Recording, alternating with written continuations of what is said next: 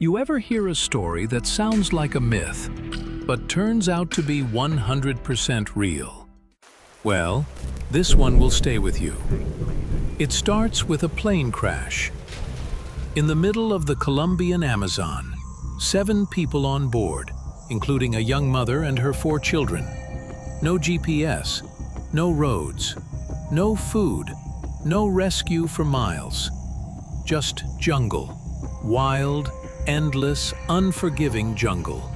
And from the wreckage, only 4 children walk away alive. The mother is gone, the pilot is gone. Everyone else, gone. Just the kids, alone. The oldest, 13. The youngest, just 11 months old. No help for 40 days. They survive on seeds, fruit, and willpower, led by a girl who refused to give up. This isn't a movie. This isn't a fairy tale. This is Colombia, 2023. This is the story of Los Niños Perdidos, the lost children. It was May 1st, 2023, just a regular morning in Araraquara, a remote region surrounded by dense Amazon rainforest. A small, single-engine Cessna 206 was set to take off.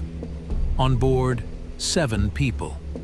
The pilot, a community leader, a young mother, Magdalena Mukutui, and her 4 kids, Leslie, 13, Solini, 9, Tian Noriel, just 4 years old, and Kristen, a baby girl only 11 months old.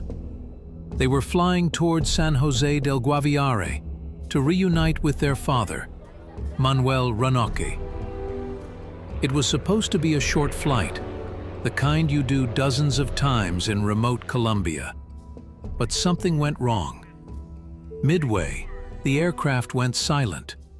No radio, no signal, nothing. Just vanished. For 16 days, nobody knew what had happened. Search teams combed the jungle. Indigenous trackers teamed up with the Colombian military. Planes flew overhead. They found nothing.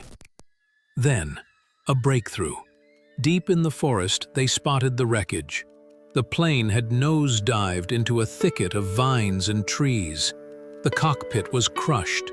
Inside, 3 bodies were found. The pilot, the adult passenger, and Magdalena, the mother. But here's what nobody expected. There were no children, no bodies, no blood trails, no footprints even. Just gone. And that's when the story turned from tragedy into something else. Hope. Colombia launched Operación Esperanza, Operation Hope. Over 200 special forces, more than 150 indigenous volunteers, and sniffer dogs all set out on foot. Drones were flown. Leaflets were dropped with messages in the kids' native tongue. Itzama, stay where you are, we are looking for you. But still, nothing. Rain poured. The jungle closed in. Days passed. By day 30, some search teams began to believe the children had perished. The jungle is unforgiving. Jaguars, poisonous plants, venomous snakes, flash floods. But others refused to give up. Some turned to ayahuasca, an indigenous spiritual medicine. Others fasted, prayed, lit fires. This wasn't just a rescue mission anymore. It was a national obsession. Even President Gustavo Petro tweeted updates. And still, no children. Until day 40. Let's rewind. What were those kids doing all that time? Leslie, the oldest, was just 13, but raised in an indigenous family that lived off the land. She knew how to find cassava. She knew which fruits weren't poisonous. She knew the rhythm of the jungle. She knew survival. She took the lead. She fed the others berries and seeds. She chewed up food for baby Christine. She used her body to shield the baby at night. She calmed her 4-year-old brother when he cried. She told her sisters to stay quiet when something moved in the trees. They found a clearing and laid low. They had no watches, no sense of days passing, just light and dark, rain and hunger. One time, Solini, just 9, tried to climb a tree to find more food. He fell, cut open his leg. Leslie used her shirt to stop the bleeding. They ate flower roots, guava paste they carried from the wreck, and seeds they recognized. They were starving, exhausted, covered in insect bites, but they never stopped trying. And on day 40, a search dog picked up something. An indigenous tracker pushed through the underbrush. He spotted movement.